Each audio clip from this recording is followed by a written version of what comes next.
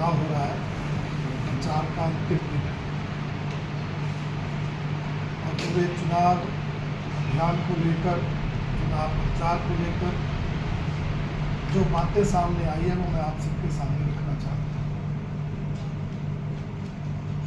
हमारा ये मानना है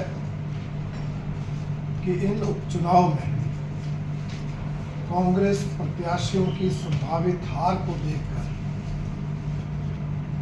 प्रदेश की मित्रों की सरकार घबरा गई है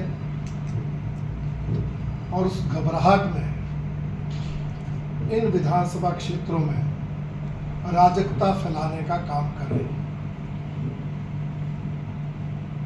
जहां एक ओर धनबल का प्रयोग किया जा रहा है, वहीं सरकारी मशीनरी का दुरुपयोग करने में भी सारी सीमाएं लांघी जा रही हैं। मुख्यमंत्री जी और अन्य मंत्रीगण इस चुनाव में अपनी सरकार की 1.5 साल की उपलब्धियों की चर्चा करें।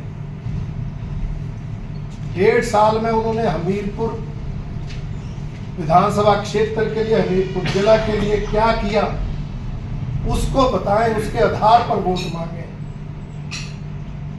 परंतु पूरे चुनाव अभियान में ना तो मुख्यमंत्री, ना उप मुख्यमंत्री, ना किसी मंत्री ने सरकार की उपलब्धियों की चर्चा की।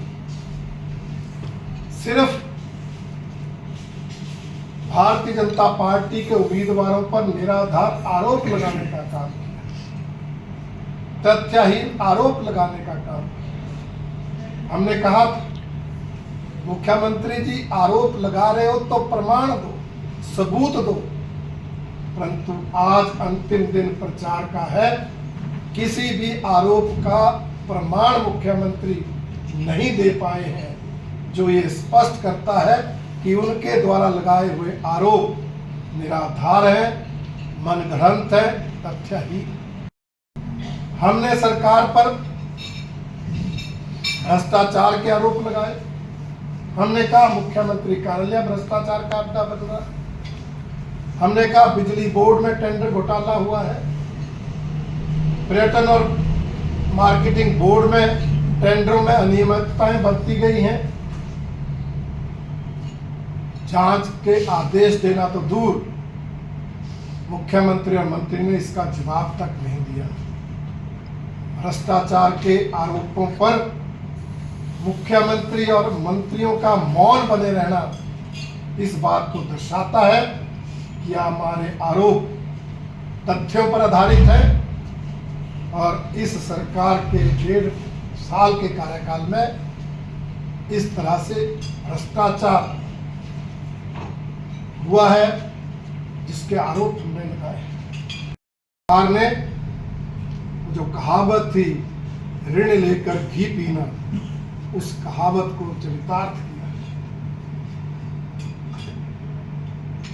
इस दृष्टि से प्रदेश की आय बढ़े, फिजूल खर्ची रोकी जाए, ये जो इस प्रदेश की आवश्यकता थी, जिसकी उम्मीद व्यवस्था परिवर्तन का नारा देने वाली सरकार से थी, उसमें ये सरकार पूरी तरह से नाकाम रही। यही नहीं, जब से ये सरकार सत्ता में आई है, कानून व्यवस्था लगातार बिगड़ती जा रही है। सरकार के सत्ता में आते ही चंबा से हत्याओं का दौर शुरू हुआ था, जो अभी तक भी चला हुआ है। उसमें बढ़ोतरी इसलिए हो रही है कि ये सरकार आपराधिक तत्वों को बचाने का काम करती है और सामाजिक तत्वों को सुरक्षा देती है।